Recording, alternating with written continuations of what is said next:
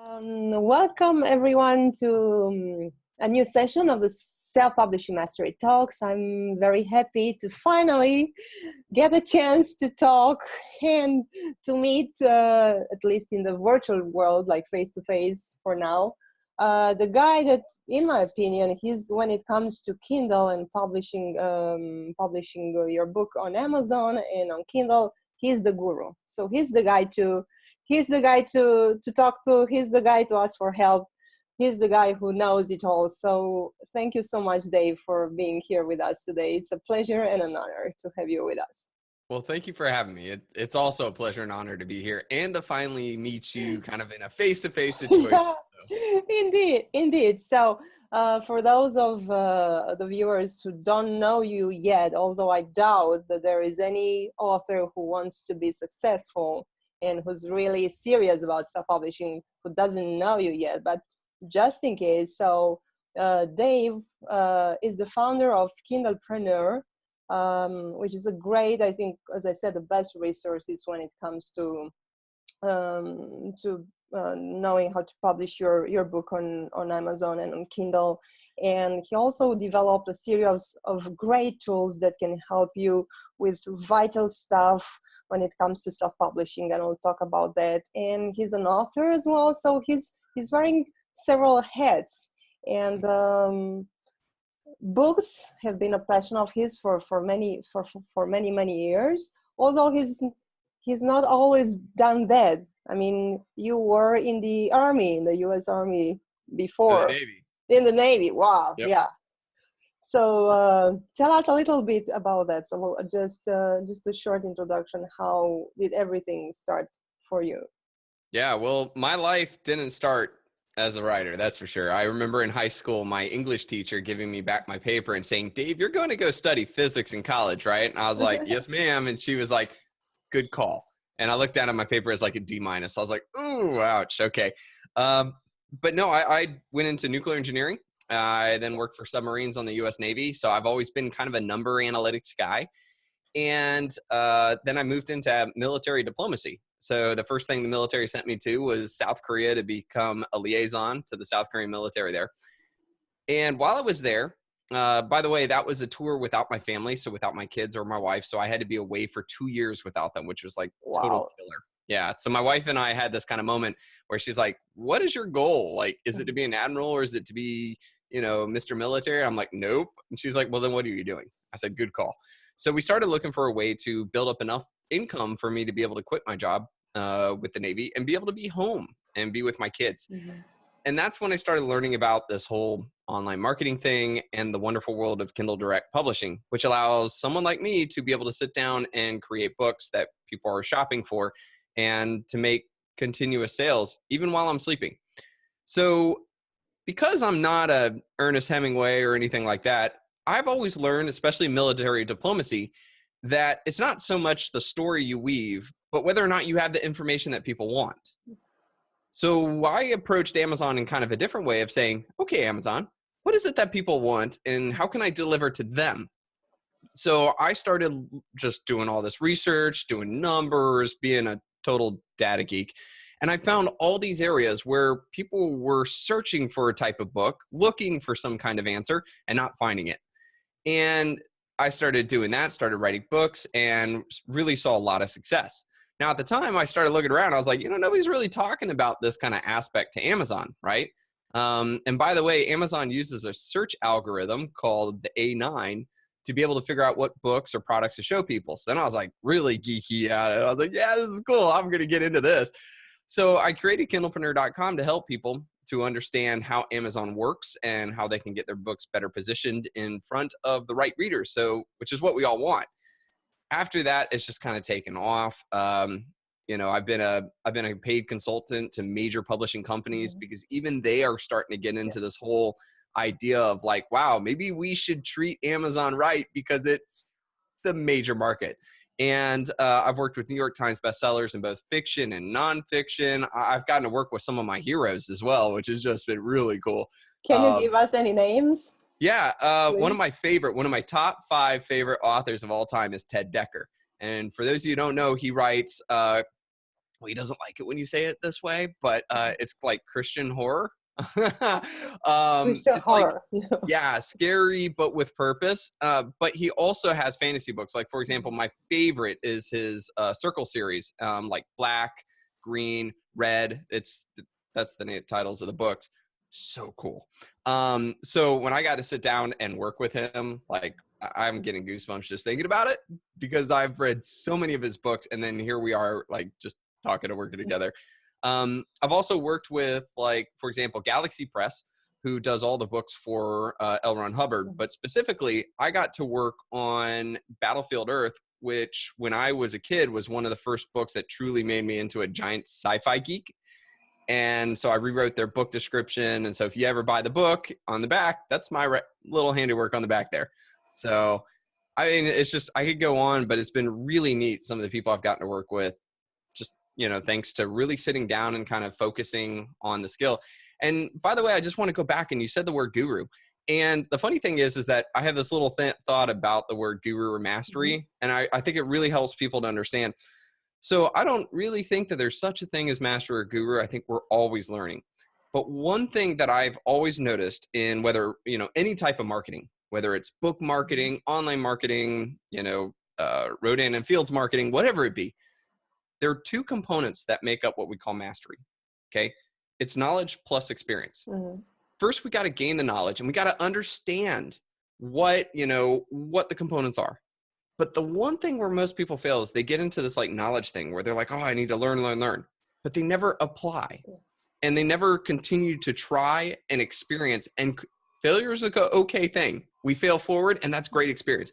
And when you combine knowledge with experience, you gain the most important thing, which is intuition.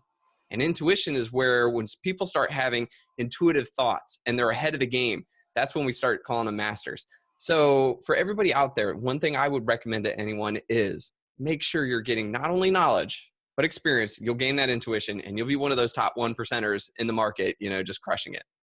Yeah, wow, that's amazing. So you already shared so much of so many insights. People, they should take notes by now and really, take this chance to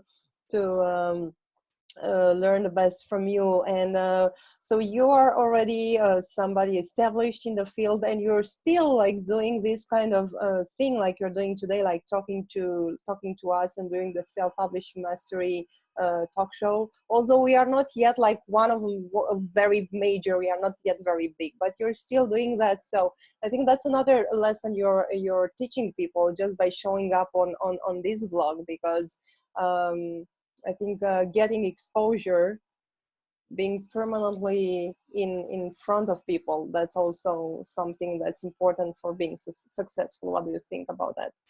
Well, I've been a big fan of what you guys are doing and the content that you guys are writing, as well as, again, I mean, it's not like, I haven't seen you before. You've been all over commenting. We've chatted before. So like I said in the beginning, I'm just really excited to be able to finally meet face to face and have this. So you're doing incredible. I love it. Thank you. You too. And your articles on self-publishing mastery are definitely some of the most read, and we get a lot of traffic to those. Awesome. So thank you very much for that. Super cool. From my experience with working with authors and being a speaker at writing conferences, I know that people, usually they have two pet peeves. Book marketing is definitely one of them. So when they hear about book marketing, I mean, their hair goes like that. And oh no, that's difficult. That's hard to do. So probably that's why they learn about it. But then when they come to actually putting it into action, they are like a step back. And what if I feel what if I'm rejected? What if I'm not doing things right? So how long did it take you to get this whole book marketing stuff? And well, let me step back and address that first part that you were talking about, about authors and kind of either the fear or the loathing of book marketing, right? Right. Well, there are a couple of things that I want all authors to understand when it comes to marketing. Most authors, well, let's step back and say authors have different reasons for why they write. Some write for the love of it, some write for the income, and some write for the, shall we say, the pride of it, the enjoyment. And the hopes of maybe becoming a full published, big time New York Times bestselling author. So we've got a goal driven, we have money driven, and we have, love. Now, for each one of those three, let me break out a reason why book marketing should be a part of your arsenal. Okay. If it is for love, you are writing because you love to write. The truth is, it's not so much about you. I'll bet the truth is that getting your story out, telling your story, helping others, right? It's about the people who are going to pick up your book. And if you don't put forth that effort to be able to get it in front of them, then you're letting them down. Your word, your story, your whatever it be is not getting to the right people and helping or giving them joy and entertainment. So it takes that effort. And if you truly believe that you're doing something for them, I mean, at that point, you'll start to find just a little bit of fire behind it because you're doing good by doing that. Now, for the money, that one's kind of the obvious one, right? If you're not marketing and nobody's finding your book, you're not making any money. Don't have to go into that one too much. But the last one is the goal-driven one. This is the one that I think really strikes kind of a chord with so many authors. Working with publishers, one of the things I've learned so much about them is two things, two big ones, okay? Number one, they rarely ever market your book, all right? They may sign you on and you get this publishing deal and you're super stoked. There's a small percentage that they're actually going to pay you up front. Most likely they're not. And most authors have this belief that the publishers will then go to town, use their super awesome background and connections, and they're going to make things happen and sales are going to happen. Not going to happen. Matter of fact, most of the time, especially even with big name authors, and I mean, we're talking big ones, the first thing their marketing team will say is, how are you going to market the book? And oh, by the way, they're going to have a set amount of books that you're going to need to sell. And if you don't do that, they're never going to talk to you again. Even if book 2 is ready to come out, or even if, you've got a better idea, they will never talk to you again. It's all about the numbers to them. You have to understand they have so many books, and what they're trying to do is they're trying to make as much money as possible. They're only going to put their resources behind the books that they truly believe are the ones that are going to make them the most money. And that usually means that the author helped to sell a lot of books. Okay, so there's point number one, is that you're going to have to market your own book regardless until you start to become Stephen King level and your name sells books by itself. Number 2 is that when you publish your book, or excuse me, getting the publisher to accept your book most of the time isn't really about how awesome your book is. It's usually about how awesome your numbers are, okay? So as a self-publisher, the fact that you have sold a lot of books helps. The fact that you can tell them I have a 20,000 person email list totally helps. The fact that you have 20,000 fans on your Facebook page totally helps. Those numbers to them are quantifiable data that says this author has a higher chance of making us more money. Therefore, we're going to take a chance with them. And by the way, you also have a higher chance of selling enough books that the publishing company we just talked about will actually take effort and help you to sell more books. So in the end, you're going to have to sell your own book, whether you're published or not. And oh, by the way, to get that publishing deal, those numbers are super, super important. Matter of fact, a buddy of mine just signed he actually got a book advance of $200,000 for his book on his first ever book. Wow. But because he has 150,000 people on his email list. Wow. Like that number is gold. Matter of fact, Jeff Goins had a chart on his article. Like if you just type into Google how to write a book, his article comes up number 1. And he almost equates it to a certain dollar amount of how much money a publishing company could potentially pay you just by the number of emails you have. Wow. Okay, so it's insanely crazy. People start building your email list right now. So, but I wonder. So, if I don't have that number yet. I admit that. But if I had like 150,000 people on my email list, I don't think I would need a publisher, honestly. I mean, why would I want to go that route? That point, that's a really good question to ask. No, because the fact of the matter is you're right. Like if I have 150,000 people on my email list, do I really need a publisher. And there are a lot of authors who have either stopped working with publishers because the publishers take like 70% or an even larger amount of money. And they ask themselves, what can this person do when I already know how to, create great book covers, format, design the front matter, write an incredible book. And I've got my system down for how to sell this stuff, plus my giant email list. Like, why give them the money? There are a couple of times where little benefits come into play. Okay. For example, if you truly are going for a New York Times bestselling status, you're going to need the publishing company. Like, it's ridiculously almost impossible as a self-publisher to hit that. There are some people that will disagree with me, but we'll see about that. You need kind of the distribution. You need the real physical books being sent out. It's almost like a timing. And I'm not going to lie, like, I don't want to like kill people's dreams, but the New York Times bestselling list is a bit of a sham because there's like certain things that have to happen in order to make the numbers work.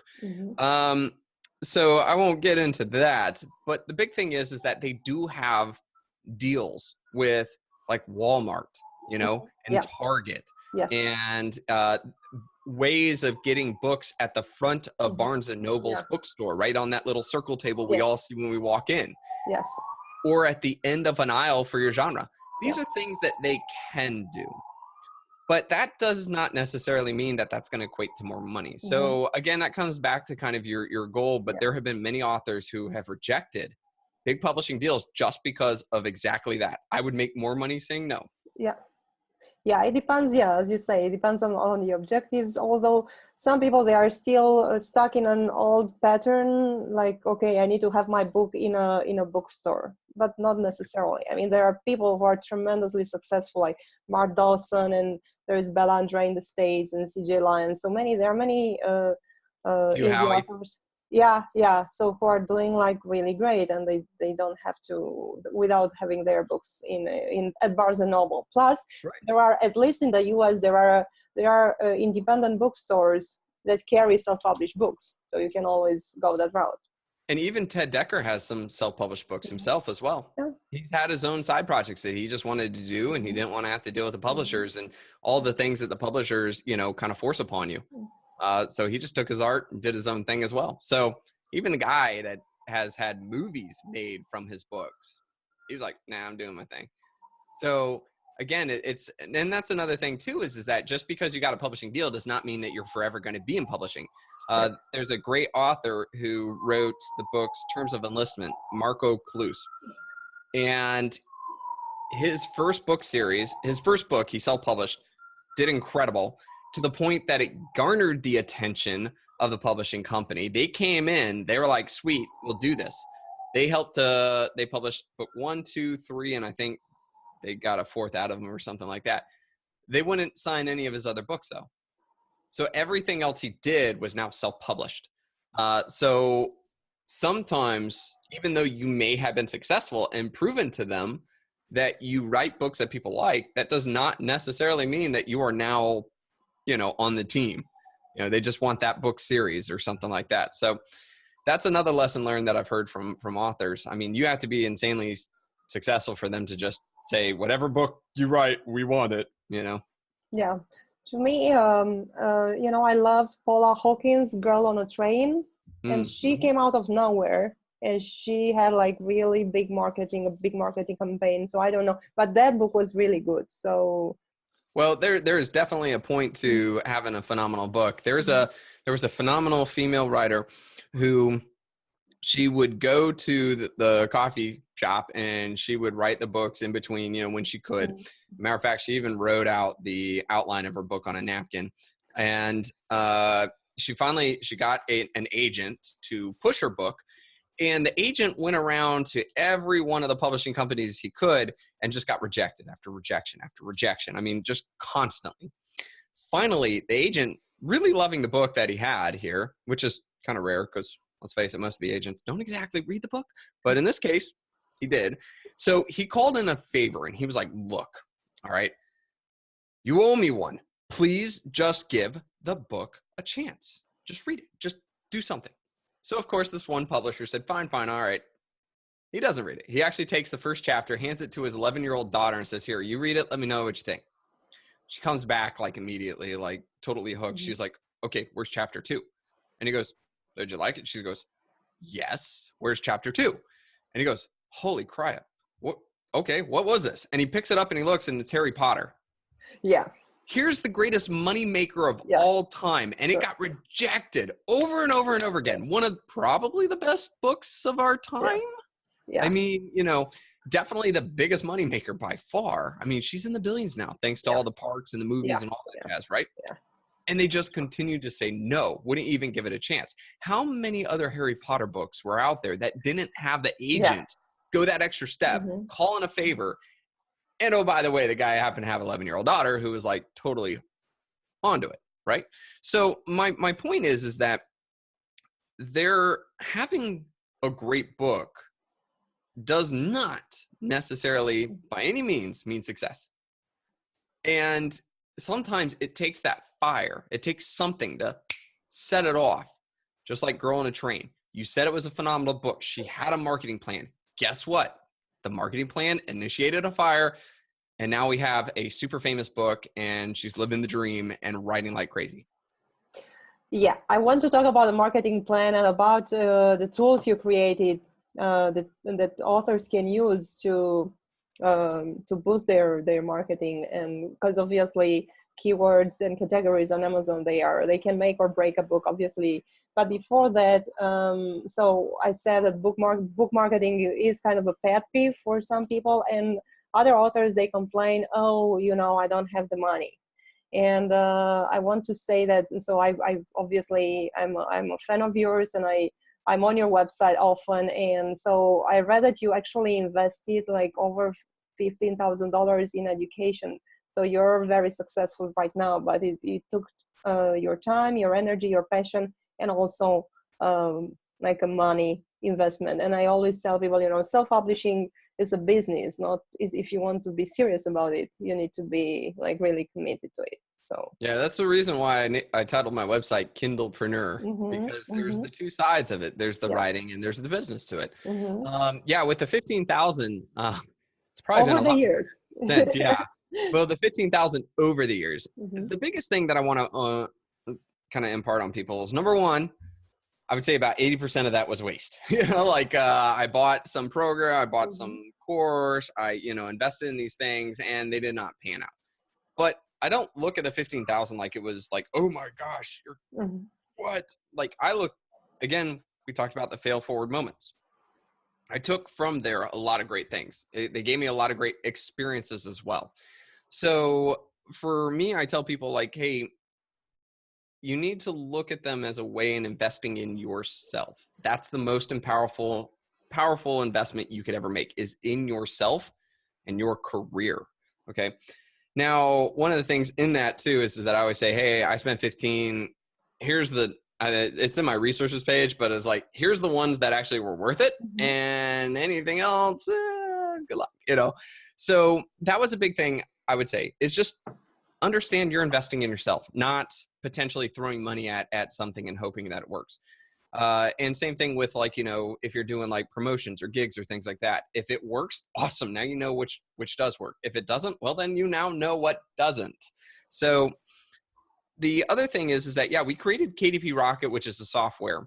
And it's, remember back when we were talking, I'd said that I used to do all this data number crunching to kind of figure out what was going on with Amazon. Well, I packed all that inside a program that's super easy to use. Matter of fact, when we were beta testing, I made sure that my grandma, Muzzy, could use it and pretty much navigate around it and be fine. And let me tell you, that was a test on my team there. Love her though. So what we did was that we wanted authors to quickly be able to see what people type into Amazon, how many people type that exact phrase into Amazon, and how hard would it be for you to get your book to show up in front of those people. And in essence, this gives authors the understanding of, how can I position my book in front of the hungry buyer market, AKA my readers.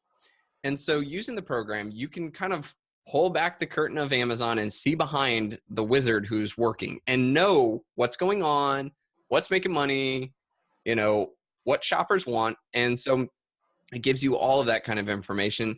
It's a one-time fee of $97. You get it for life. And so those kind of things, just knowing that information plus a whole bunch of other features we have on it. One, if it helps to sell you 32 books in your entire lifetime as an author, it paid for itself. But number two, doing that type of research, trying to find your categories and trying to find your keywords and do AMS and all that other stuff, that takes a lot of time. And so KDP Rocket's been made to effectively and efficiently do all that for you. So I always tell people, like, if you believe that 1 hour of your time is worth, say, $20, then if Rocket saves you 5 hours in your entire writer lifetime, then it definitely paid for itself. So there's just a couple of purposes to that. And again, we want to take, I kept trying to teach people how to do it themselves, and the numbers, and authors are like, whoa, no. It's like, all right. So the program was created for those guys out there. And again, we made it so it's streamlined. So whether you're 87-year-old like my muzzy or not, it's easy to use. Yeah, that's fantastic. I love it. And I recommend it wholeheartedly. So for somebody who's on a shoestring budget, like an author who's just starting out, and they say, okay, I get it. I need to do the book marketing, but I know nothing about book marketing. So what would be like the mandatory investments that they would have to make, like out of that? And another question, authors ask me a lot, how much does it cost to self-publish a book?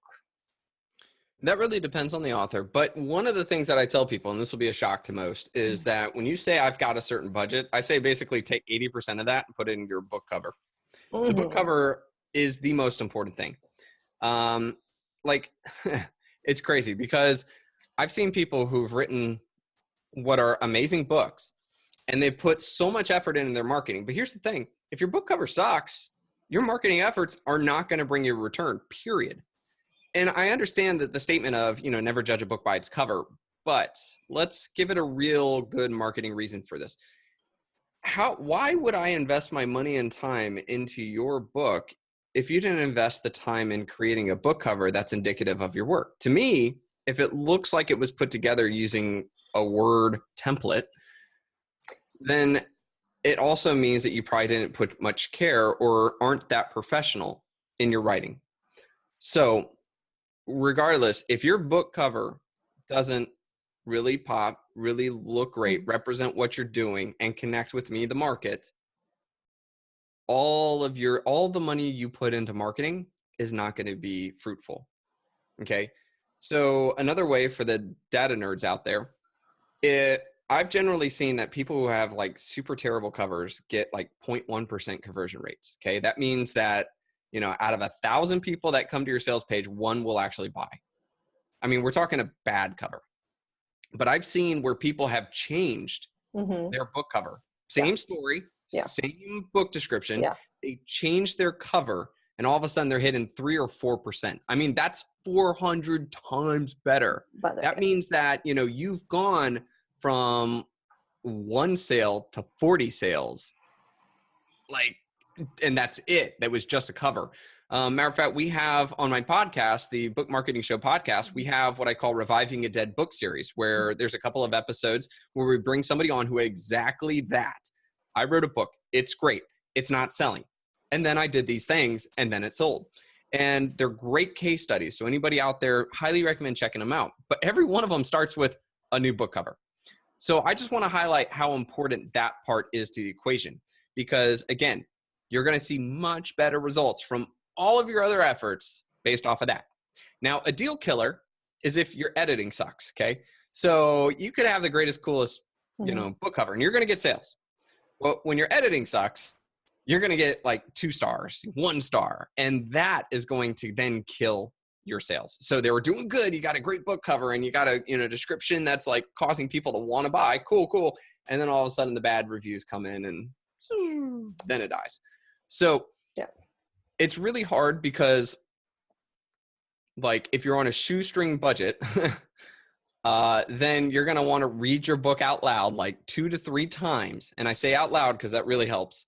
And you're going to edit it. You're going to try to send it to your friends and family, but understand probably like 5% of them total will actually read a majority of the book, and it's rare for them to actually read the whole book because they're busy. That's a huge giant ask. And are they really going to take the time to send all the edits? Like, probably not. But those things can be done without paying for an editor, but an editor is really important. So it's one of those where it's like, it depends. Like, I would hate to tell people, no, you don't need an editor, because you kind of do. But if you're like, I only have $200 and that's it, or something like that, then okay, 160 or so towards your book cover. Try to work that 40 something some other way. So it's a hard sticky situation, because I know all the editors are screaming, Dave, no, but I'm like, you said shoestring budget here. Yeah, that's a really tight shoestring one, indeed. That's right. And formatting can be done pretty cheaply. Yeah. There are a lot of great people on Upwork who do it like really quick.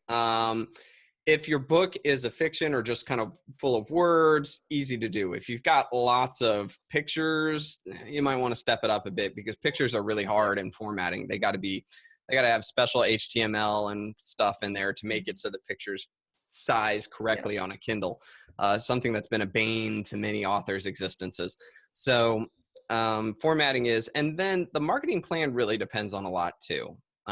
If you've done your research, like say, for example, you're using KDP Rocket and you know that there's a market on Amazon and you know that they're paying for books and the competition is low, then at least you know that you can depend on Amazon to actually sell your book for you.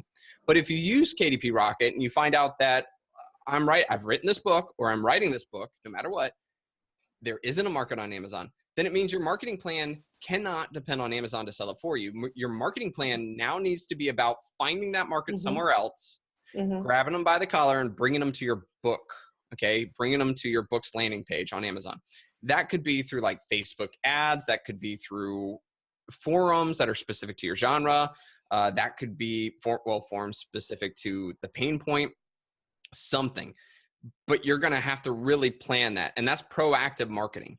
Whereas, again, if the market's already coming to Amazon and you're able to get it in front of them, that's passive marketing, which is really cool, especially for new authors, as well as, those who kind of want continuous income and don't want to have to run the treadmill every day to, generate more sales. So again, those things really depend. But I hope this kind of gives an overview of some of the costs and some of the things you can think about as you start planning the budget for your book. Yeah, obviously, Dave, I have a ton of questions for you, and we only have so much time today.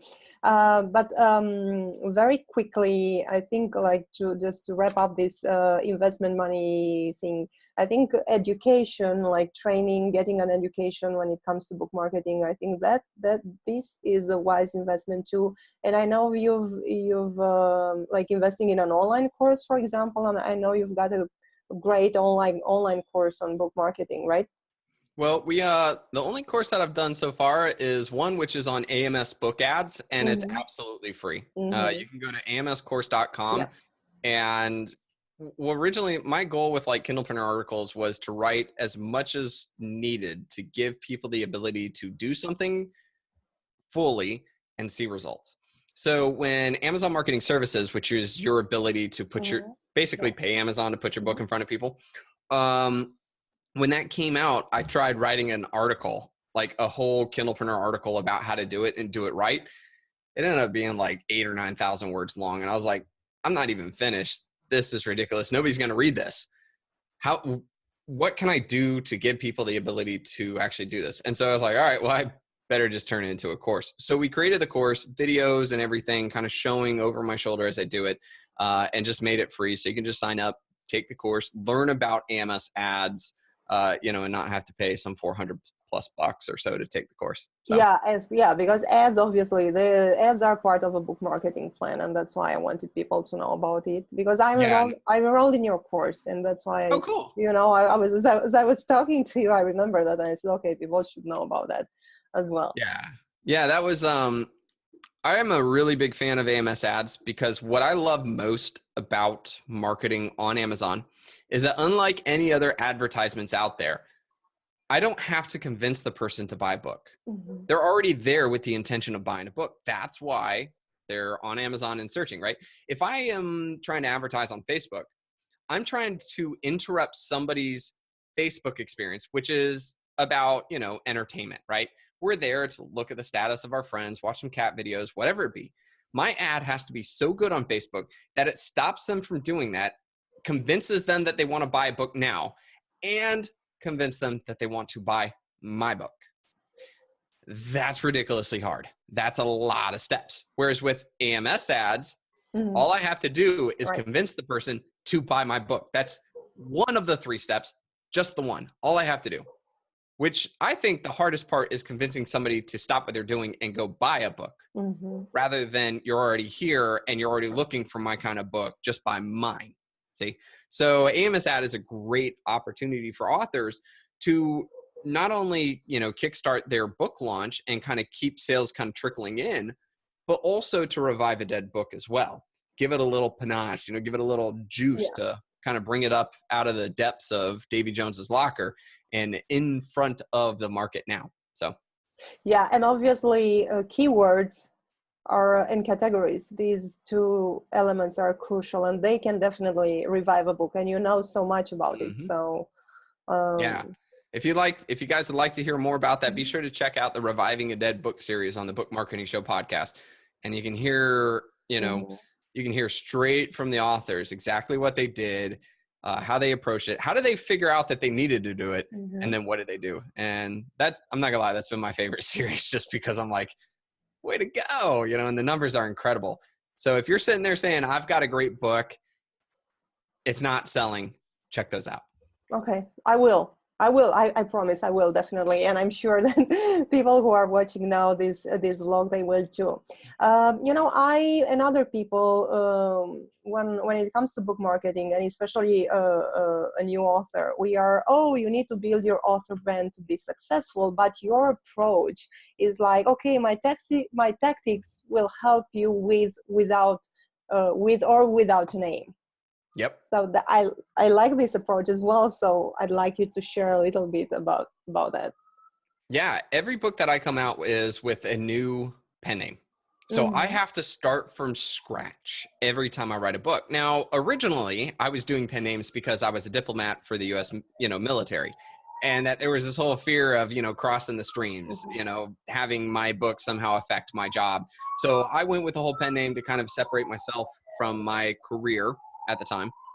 But what was interesting was that as I was building kindlepreneur.com, I started to notice that it was very unique to being an author who writes about marketing, but doesn't use the buildup of his name every time to see success.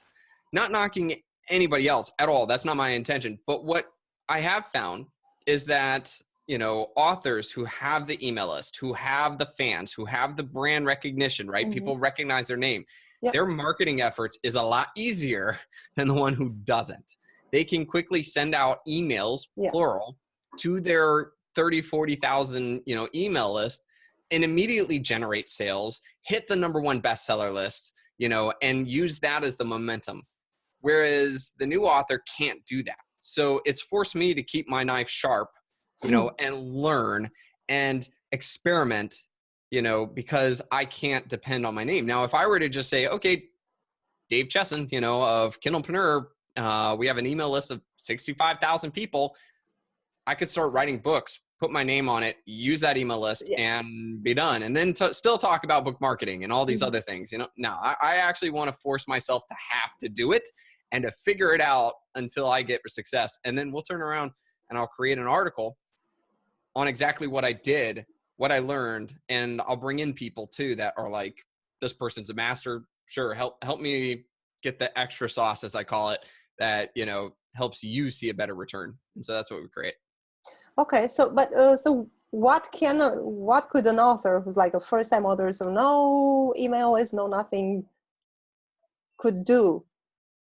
Well, so if you go to kindlepreneur.com, up in the top, there's this thing that says start here. Okay. And in the start here page, what I've done is I've broken down, it's sort of like my own table of contents. Like if I were ever to write like a book on book marketing, it's really just that one. Okay. And that's sort of the reason why I haven't written a book on book marketing, because it's like, well, the purpose of Kindlepreneur was to make it free. So why would I charge? And Amazon's weird about the whole freemiums. So you can go there and you can see based off of where you are in your book writing process, whether you're phase 1 coming up with the idea, or phase 2 actually writing, 3 launching, 4 marketing. Find it, hit each one of the important parts to that phase, and then move forward. And you'll find exactly what you're looking for. Just reading through those articles, you'll have a pretty high level of knowledge on the whole process all the way to publishing and seeing returns. Okay, we'll do just that. I already did it, but like other people, maybe they didn't yet. So yeah. We actually created that page because there were so many people that were saying, I don't know where to the start. same question, yeah. Yeah, like, all right, I'm going to call it start here. Okay, yeah, that's perfect. Okay, so I've got 3 more, 3 questions to wrap up this interview. So the first one would be 3 questions where I need you to tell us 3 things. So the first question would be what would be the top 3 book marketing tips you would give to an author? One thing that I like to tell people, and this kind of is my overall tip to authors and marketing, is that authors get into this thing where there's so many different ways to sell a book. There are so many different platforms. There's so many different tactics. Okay. You go online, you hear somebody say, oh, I did Facebook and I made this money. And then you hear somebody saying, I do Twitter and I make all this money, and I'm Pinterest and this and that and that. And all of a sudden the author tries to do everything. They try to do all of those. And what they're going to find is that by dabbling in each of all the different tactics, they're going to see 0 results. But they're going to be so busy and so worn out that they're going to come back and be like, this is dumb. What I found is that when an author chooses one thing and they dig deep into it and they truly learn that one thing, they will become that top 1% that I mentioned before, right? The top 1%er of that. And those are the ones that are seeing the big result that you hear about. So approach that one thing, okay, with determination, and try to stop yourself from pivoting to something else.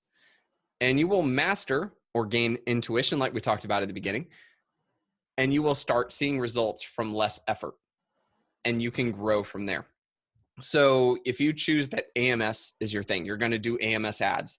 It isn't about taking a course, and this is something I say in that course too. It's not about taking the course, watching a video or 2, and then throwing it up there and see if it works. It's about digging into it, saying, I will master this. I will gain intuition into this, and I'm going to stick with it. I'm going to learn more and more so that I'm a top 1%er. And then that marketing skill you can apply to all of your books, current and future, past, current, and future.